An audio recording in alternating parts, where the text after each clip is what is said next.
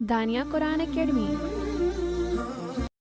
یہ قرآن وہ رستہ دکھاتا ہے جو سب سے سیدھا ہے، اور مومنوں کو جو نیک عمل کرتے ہیں بشارت دیتا ہے کہ ان کے لیے اجر عظیم ہے۔ نحمده ونصلي على رسوله الكريم، اما بعد فاعوذ بالله من الشیطان الرجیم، بسم اللہ الرحمن الرحیم۔ السلام علیکم ورحمۃ اللہ وبرکاتہ۔ امید ہے آپ سب خیریت سے ہوں گے، انشاءاللہ جہاں ہوں گے ایمان اور صحت کی نعمت سے مالا مال ہوں گے۔ ہاں جی، تو آغاز کرتے ہیں ہم اپنے آج کے سبق کا دعاؤں کے ساتھ۔ تو چلیے شروع کرتے ہیں۔ اللہم صلی علی سیدنا و مولانا محمد وعلی آل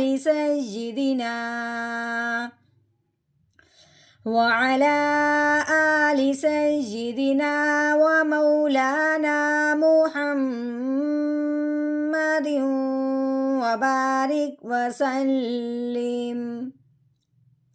رب اشرح لی صدری ویسر لی امری واحلل عقدۃ من لسانی یفقہوا قولی۔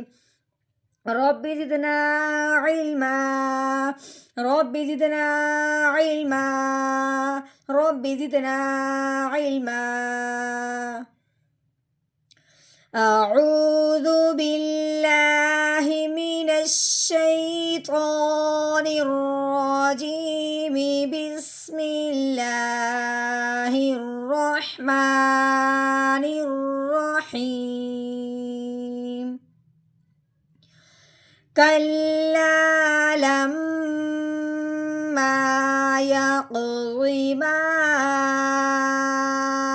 امرہ۔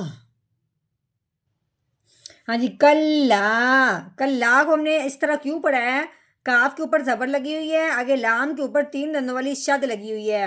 اب شد جس حرف کے اوپر آئے، پچھلے والا حرف اس حرف کے ساتھ مل کے پڑھا جاتا ہے، اور شد والا جو حرف ہوتا ہے اس کو ہمیشہ دباؤ اور جماؤ کے ساتھ پڑھتے ہیں۔ کیسے؟ کاف لام زبر کل، کیسے پڑھنا ہے؟ کل۔ اب لام کے اوپر زبر ہے، اس کے آگے کیا ہے؟ الف۔ الف سے پہلے حرف پہ جب زبر آ جائے تو وہ پہلے والا حرف الف کے ساتھ ملتے ہوئے ایک الف کے برابر لمبا کیا جاتا ہے۔ کیسے؟ لام الف زبر لا، کلا۔ اب لام کے اوپر زبر لگی ہوئی ہے، میم کے اوپر شد آنے کی وجہ سے اب ہم نے لام کو میم شدت کے ساتھ ملانا ہے، ٹھیک ہے؟ اور یہاں یہ ایک اور بات سمجھنے والی ہے کہ شد جب آتی ہے میم کے اوپر تو اس پہ ہمیشہ غنہ کر کے پڑھتے ہیں۔ کیسے؟ لام میم زبر لم، یہ جو ہم نے پڑھا نا لم، یہ غنہ ہوا ہے میم کے اوپر شد آنے کی وجہ سے۔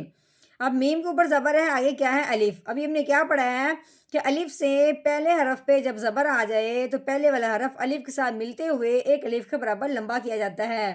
کیسے؟ میم الف زبر ما، لما۔ ہاں جی، اب آگے یا کے اوپر لگی ہوئی ہے زبر، آگے کیا ہے؟ قوف۔ قوف کے اوپر لگی ہوئی ہے جزم، تو یہ ہو گیا قوف ساکن۔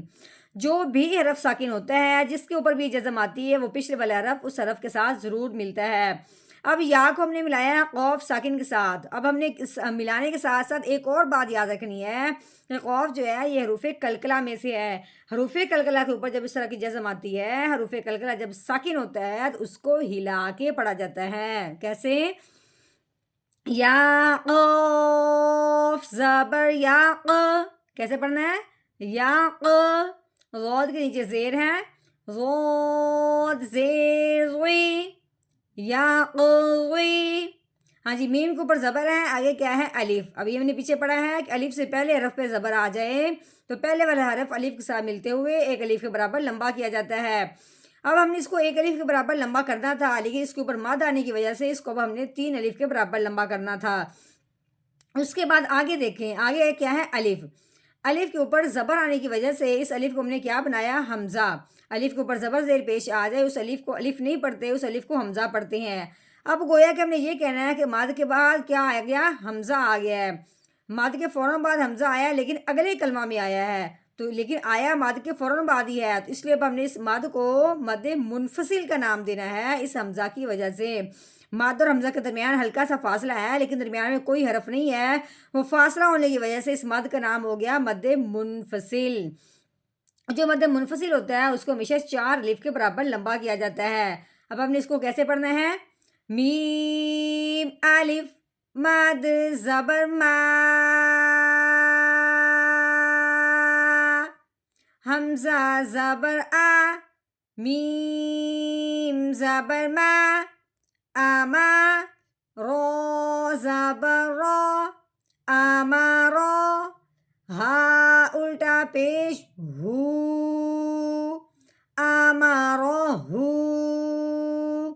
اب یہ جو گول دائرہ ہے اس کو وقف کہتے ہیں۔ وقف کی صورت میں آخر والا جو حرف ہوتا ہے اس میں تبدیلی کر دیتے ہیں۔ اب یہاں پہ ہاں میں ہم نے کیا تبدیلی کرنی ہے کہ اس کے اوپر جو الٹا پیش لگا ہوا ہے اس کو ہم نے گرا دینا ہے، تو پیچھے رہ جائے گا خالی ہاں۔ اب ہم نے ہاں کی آواز نکالنی ہے ساکن کرتے ہوئے، تو کیسے نکالیں گے؟ آگے وقف آمارو، اس وقف کی وجہ سے ہاں میں کیا تبدیلی ہوئی؟ الٹا پیش گرا دیا، ہاں کو ساکن کر دیا، آمارو۔ کلا لما یقض ما